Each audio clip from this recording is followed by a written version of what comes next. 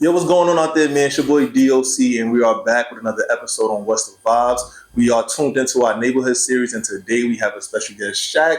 He is the owner of Studio Ken over here in Williamsburg. Let's give it up for Shaqq one time.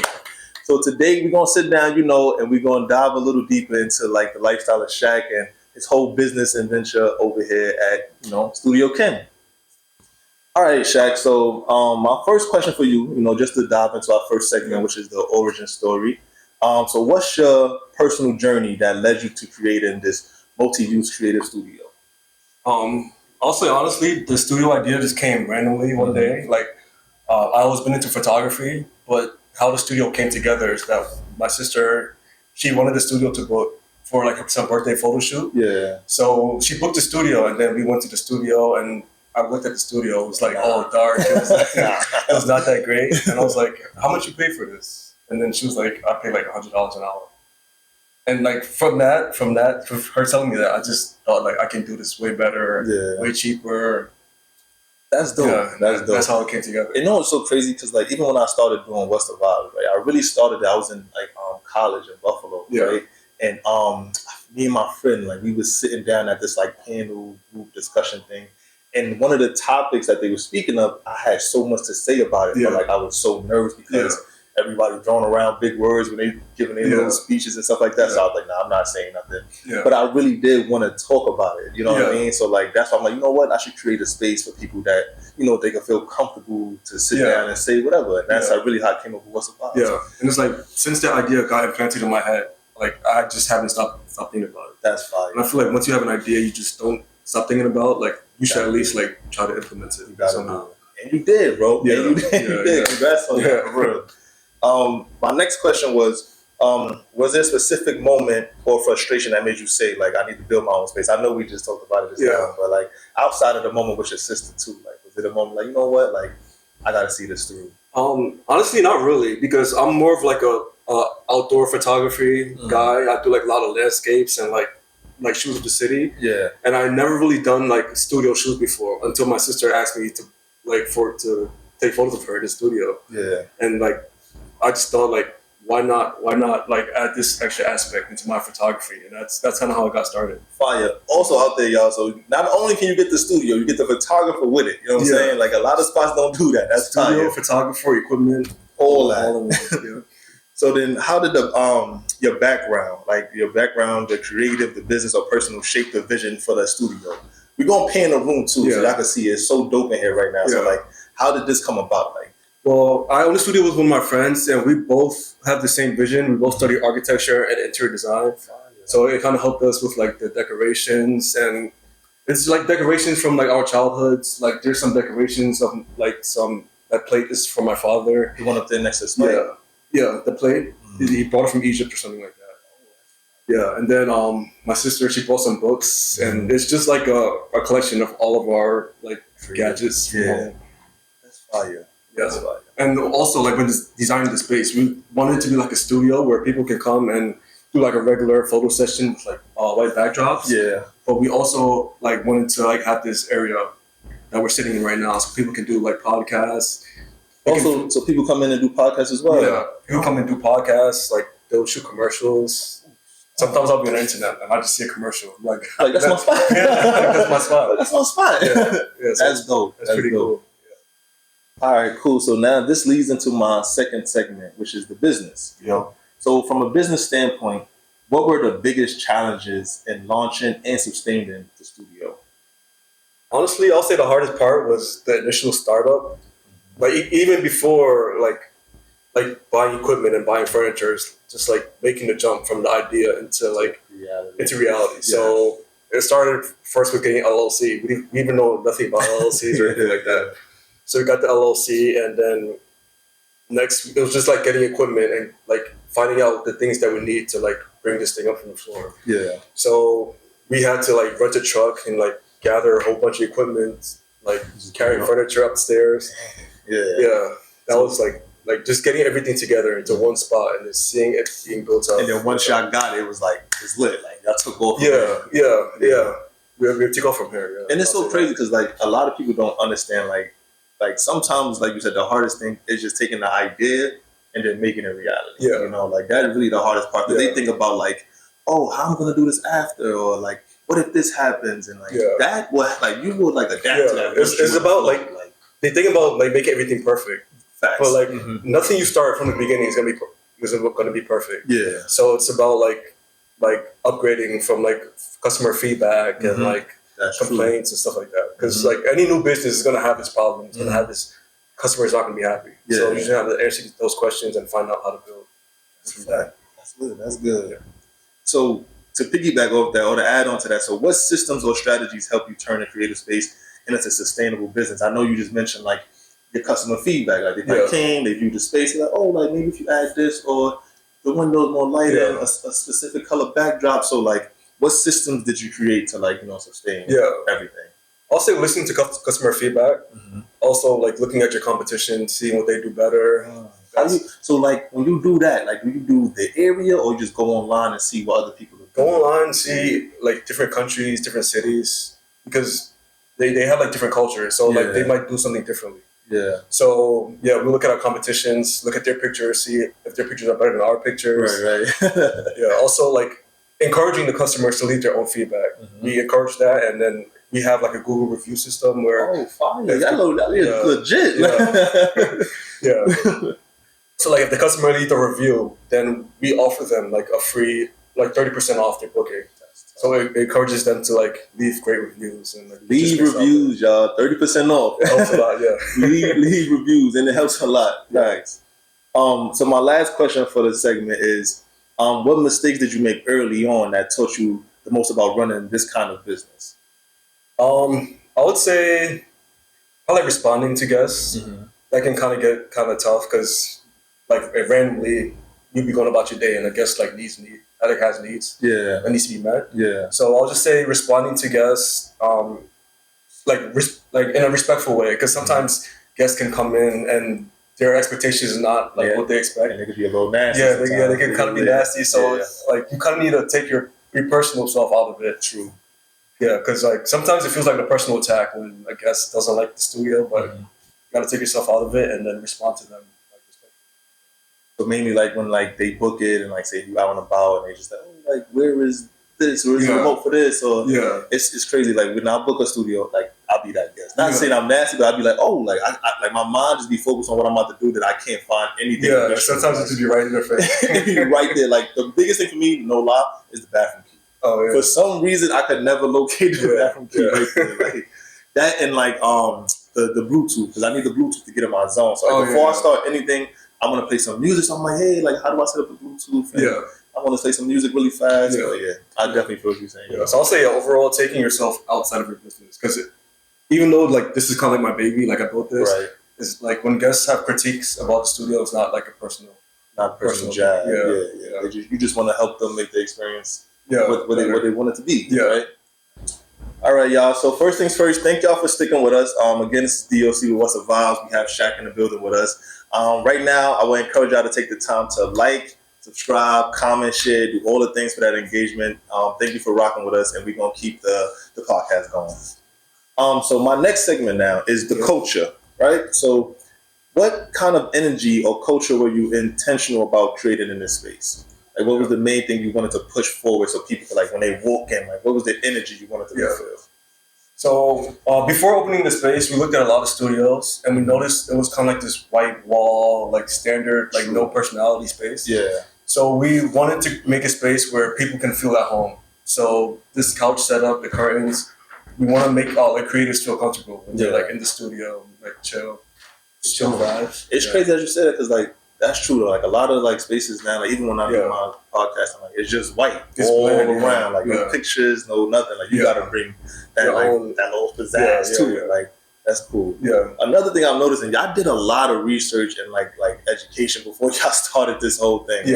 So I want to give like a quick little note and highlight to people out there. Like make sure y'all do y'all homework, before y'all just jump out there and Most important part. That's really important. Like and it helps down the line. You know what I mean? Like you cross a lot of T's, dot all the I's when you do that. So like because one thing I feel like when people want to start a business, they think they can just like it's just an idea that just pops out of nowhere. The only reason I got this idea is because like my sister wanted me to book a studio, so I had to be in that environment Facts. for this idea to come to life. Yeah. So I feel like if you're thinking about starting a business, you should just like do like a whole bunch of different stuff. Yeah. Like do a bunch of creative things, like do a bunch of creative work, like just to find like that thing that's like, oh, this is my niche. Yeah, right here. just like, find the spark. Yeah, I'm gonna tap in right here. Like I can see a lot of people like this. Yeah, I feel more comfortable doing this. Yeah. Like, ooh. My next question, outside of like the whole space in general, how do you make creators feel welcome, respected, and inspired when they walk in? I know you probably don't greet everybody when they walk in, but like, how do you make sure you maintain that?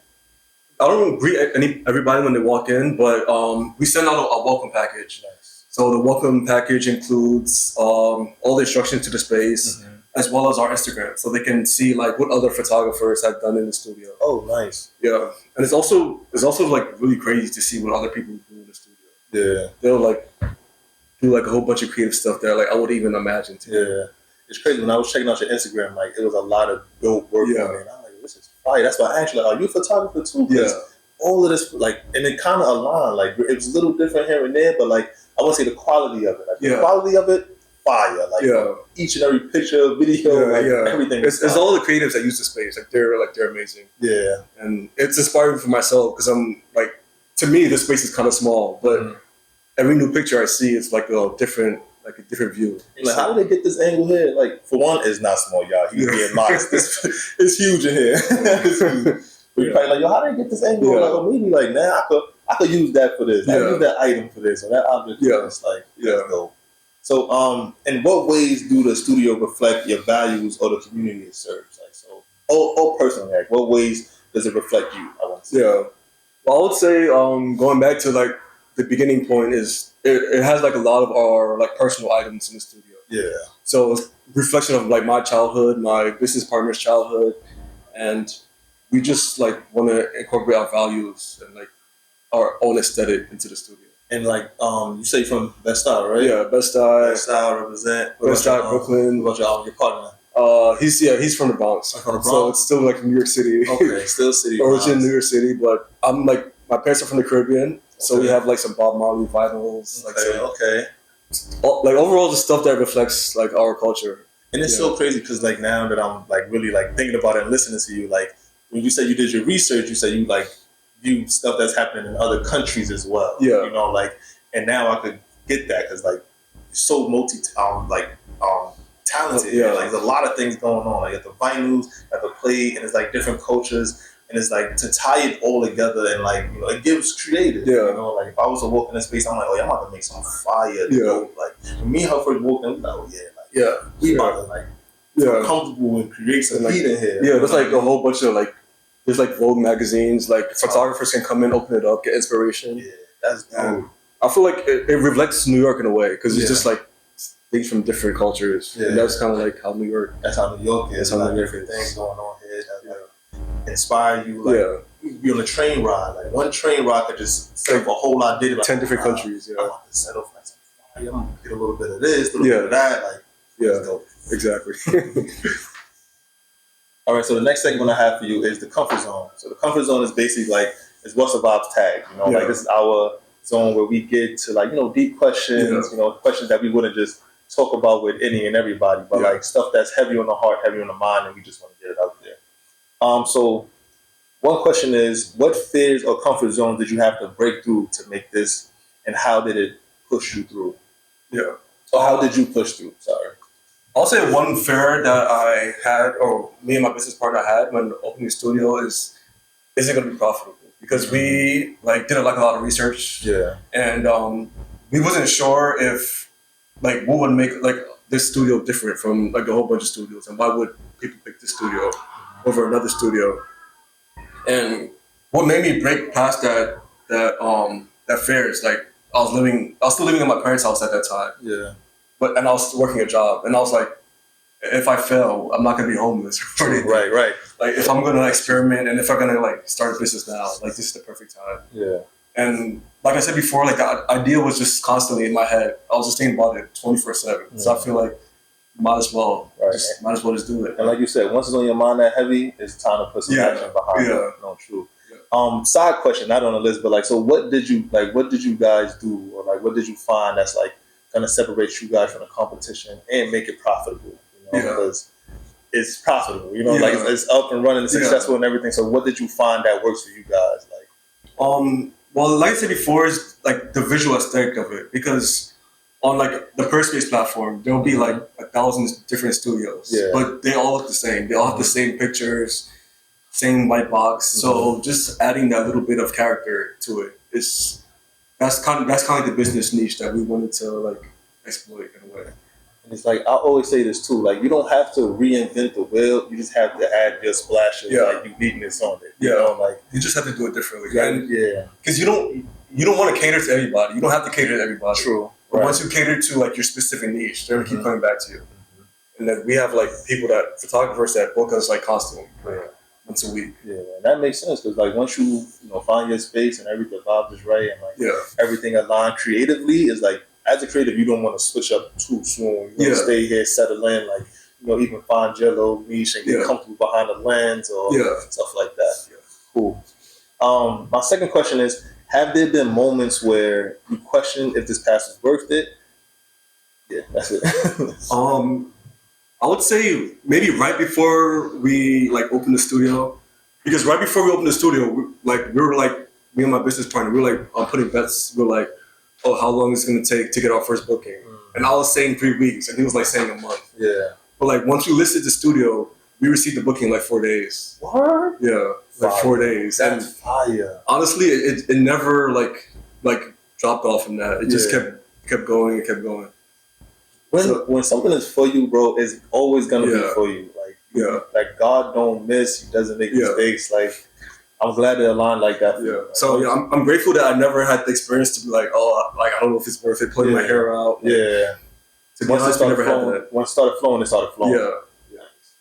So, what advice would you give to creatives who are scared to bet on themselves? I would say bet smartly. Don't throw all your eggs in one bucket. Like something like opening up a studio could be a huge risk, because like signing a lease, once you sign it, you're in it for a year. So I would just say take small steps. If you see like a business lead or something, just go for it. Like if you see like opportunities that's out of your comfort zone, like a photo shoot that it might not be like what you're comfortable with shooting, but it's a new opportunity. Go ahead and do it. You never know where things are gonna. All right, so we're about to wrap up with our last segment on What's the Vibes Neighborhood series. Again, I want to thank y'all for staying with us. It's DOC. I have Shaqq with me. He's been an amazing, great guest so far. We're going to sit down and get into this last segment of the impact. But right before that, I would like y'all to like, subscribe, and go share this video to everyone that you know. And we'll keep the vibes going. So this segment is the impact, right? My first question is, what impact do you hope this studio has on creatives and entrepreneurs who uses it? I want this studio to be like the neighborhood local studio. Because obviously living in New York City, there's not that much space that you have to create. So I want to be the studio that's not too corporate. Like people can like hit me up personally and want to book the studio. Just be that reliable space for creatives where they can come create, be free. Whatever. And I get that vibe here too. So like, you on the right path of doing that, making that happen. I'm sure like everyone who uses the studio probably feel that same way too. I hope so. My second question is, can you share a moment when you realized that the studio was bigger than just a space? It was a platform. You see how you added this couch area here for people to chill. Like, when did you notice that? Like, this is just not a studio. Like, this is, it's home. It's when my sister started sending me like videos of commercials you see on like the internet. And it'll just be like this random commercial, and it has like a small scene, and it's my studio. And like at that moment, it switched that the studio is just more than just like a box. It's like a space to create. Like, what feeling do that? Like, what feeling do you get from that? Because like, I can't even imagine. I'm just like, we all scroll, so you just scroll and it's like, oh snap! Like, it's like you seen a billboard on like Times Square. It's a warm feeling. Like I like the feeling. Because like I remember like just like the sneaker store that like, because when I was younger I used to be like kind of like a sneakerhead. I was like into like sneakers. And the sneaker store, they booked the studio and they shot like a campaign in the studio. Hold on, we gotta give it up for that one time. Hold on, give it up for that one time. Shout out. So that was like crazy seeing that happen. That's dope, bro. Love that. So looking ahead, like what legacy do you want the studio to leave behind? And what's your plans in like the next 3 to 5 years for the studio? Or for you, you and your partner as well. We kind of like dabbled in creating like a clothing line for the studio. Studio Ken clothing line. Yeah. So we sent like a couple of shirts. Yeah. But we haven't launched yet. Mm-hmm. But we feel like that's like the next step to create that kind of like personal like community. Yeah. Because I feel like a clothing brand is kind of like a uniform for like our community. True. So maybe branching into that, find like additional studios we're thinking of. Oh, a couple of studios. Be on the lookout, y'all. Studio Ken clothing line coming soon in another location. Maybe, maybe another location. Another location as well. Yeah. But yo, Shaqq, thank you again. I want to thank you for coming, joining What's the Vibes, and like spreading your word and all your knowledge that you have on like the business that you do here. It's a wonderful thing to experience. Thank you. Appreciate that. You want to say anything to our fans and our followers out there, or even yours? Follow us on Instagram, studiokin.nyc on Instagram. Send me a message, come book the studio, and I want to see what you guys create. Facts. Definitely come book the studio, y'all. Studio Ken. It's your boy DOC, and we out here.